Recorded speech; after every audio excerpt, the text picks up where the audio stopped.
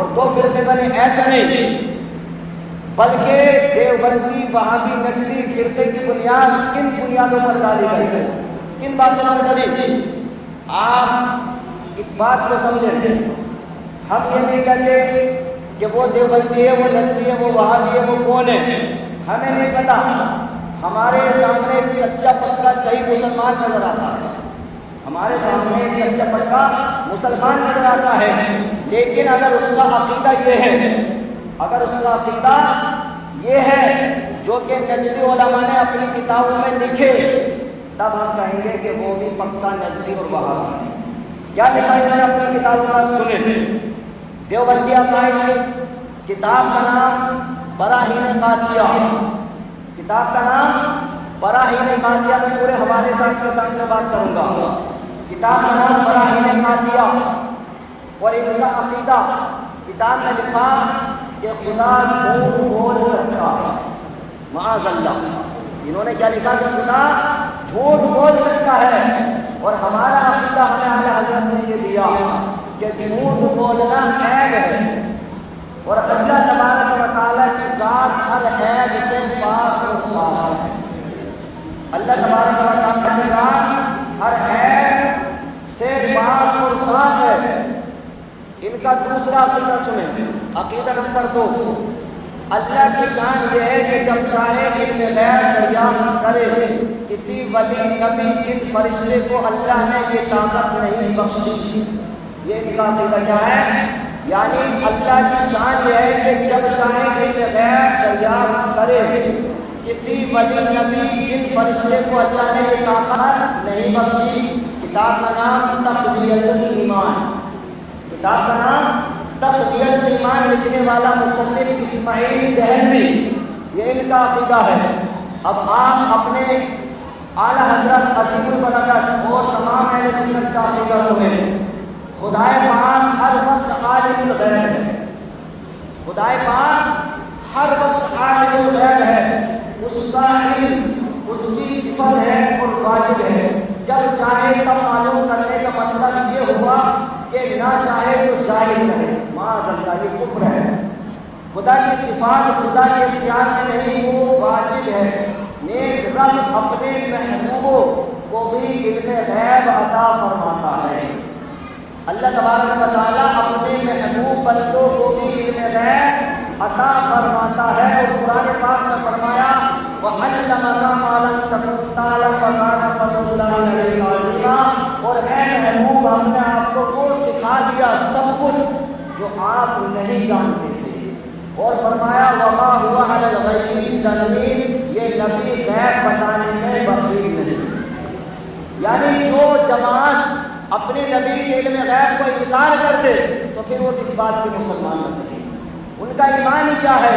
اس لیے کہ ہم نے جس کو بھی مانا وہ اپنے نبی کے بتانے کے بعد مانا، یہاں تک کہ اللہ کو کسی نے دیکھا نہیں، اللہ کو کسی نے دیکھا نہیں، لیکن پھر بھی ہم مانتے ہیں۔ اس لیے مانتے ہیں کیونکہ ہمارے رسول صلی اللہ علیہ وسلم نے بتایا قل هو اللہ احد، وہ اللہ ایک، اس لیے ہم اللہ کو مانتے ہیں، اللہ ایک، اس لیے کہ نبی نے بتایا، تو ہم نبی کے علم غیب کے ذریعے اللہ کی وحدانیت کا اقرار کرتے ہیں۔ ان کا تیسرا عقیدہ سنیے، خدا تعالیٰ کو جگہ اور زمانہ کو مرتب ہونے اور ماہیت سے پاک ماننا بدعت ہے۔ ایذاء الحق مصنف مولوی اسماعیل دہلوی، یعنی انہوں نے کیا لکھا؟ خدا تعالیٰ کو جگہ اور زمانہ کو مرتب ہونے اور ماہیت سے پاک ماننا بدعت ہے، یعنی یہ مانتے ہیں کہ خدا کو جگہ اور زمانہ کو مرتب ہونے اور ماہیت سے پاک ماننا بدعت ہے، یعنی ان کے نزدیک خدا کو جگہ پر مانا جائے، ان کا ماننا یہ ہے کہ خدا کو کسی جگہ مانا جائے، اور خدا کو کسی جگہ پر انہوں نے متعین کر دیا کہ یہاں پر خدا ہے، تو اس کا مطلب یہ ہوا کہ جب ایک جگہ خدا کو مانا جائے گا تو پھر ظاہر سی بات ہے کہ دوسری جگہ اس کو نہیں مانا جائے گا۔ اور ہمارا اور آپ کا عقیدہ یہ ہے کہ خدا تبارک و تعالیٰ خدا قدوس جگہ اور زمان اور ترکیب و ماہیت سے پاک ہے، نہ وہ کسی جگہ میں رہتا ہے، نہ اس کی عمر ہے، نہ وہ اجزا سے بنا ہے۔ اس کو دیوبندیوں نے بھی بے خبری میں کفر لکھ دیا۔ آپ ایک اور ان کا عقیدہ سمجھیں، خاتم النبیین کے معنی یہ سمجھنا غلط ہے کہ حضور علیہ السلام باقی عالم، لہٰذا اگر حضور علیہ السلام کے بعد بھی اور نبی آ جائیں تو نبی کی خاتمیت میں فرق نہ آئے گا۔ کتاب کا نام تہذیب الناس، مولوی لکھنے والے قاسم نانوتوی، بانی مدرسہ دیوبند۔ یعنی انہوں نے لکھا کہ نبی کے بعد بھی کوئی نبی آ سکتا ہے، ہمارے نبی آخری نبی ہیں۔ ان کی کتاب میں لکھا، کتاب کا نام تہذیب الناس، لکھنے والے محمد قاسم، بانی مدرسہ دیوبند۔ انہوں نے لکھا، اور میں اس بات کو چیلنج کے ساتھ کہتا ہوں، اور یہ میری بات آج انڈیا ہر جگہ دیکھی جا رہی ہوگی اور سنی جائے گی، اگر میرے اس دعوے کو کوئی غلط ثابت کر دے تو میں اس سے بحث و مباحثہ اور مناظرہ کرنے کے لیے تیار ہوں، اور میں اپنی بات کو ان کی کتابوں سے ثابت کر کے انہیں جواب دوں گا۔ اور ہمارا عقیدہ یہ ہے کہ اللہ کے نبی آخری نبی ہیں، آپ پر اللہ تعالیٰ نے مہر ختم نبوت لگا دی، اور قرآن پاک میں فرما دیا، ما کان محمد ابا احد من رجالکم ولکن رسول اللہ وخاتم النبیین وکان اللہ بکل شیء علیما۔ آپ کے بعد اب کوئی نیا نبی اس دنیا میں تشریف نہیں لائے گا، آپ آخری نبی ہیں۔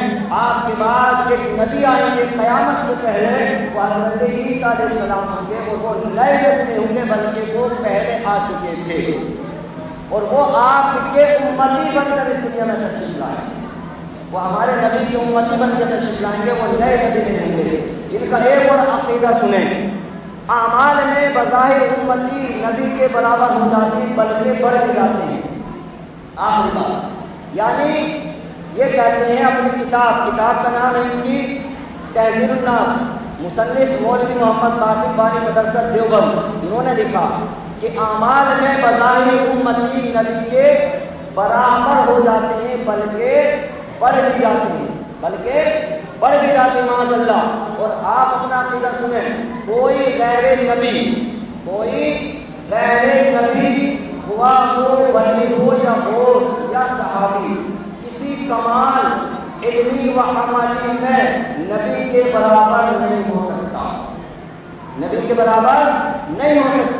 بلکہ غیر صحابی کے برابر نہیں ہو سکتا۔ صحابی کا کچھ جو خیرات کرنا ہمارے صدقہ پر سونا خیرات کرنے سے بدرجہ بہتر ہے، یعنی ہم کتنے بھی اچھے عمل کر لیں گے تب بھی ہم صحابی کے مرتبے سے نہیں بڑھ سکتے۔ تو ایک امتی جب ایک صحابی کے مرتبے سے نہیں بڑھ سکتا تو پھر اپنے نبی کے مرتبے سے کیسے بڑھ سکتا؟ یہ عقیدہ دیوبندیوں نے اپنی کتابوں میں لکھا۔ بہرحال وقت ہو گیا، اس کے بعد انشاءاللہ بعد میں آپ کو میں بتاؤں گا۔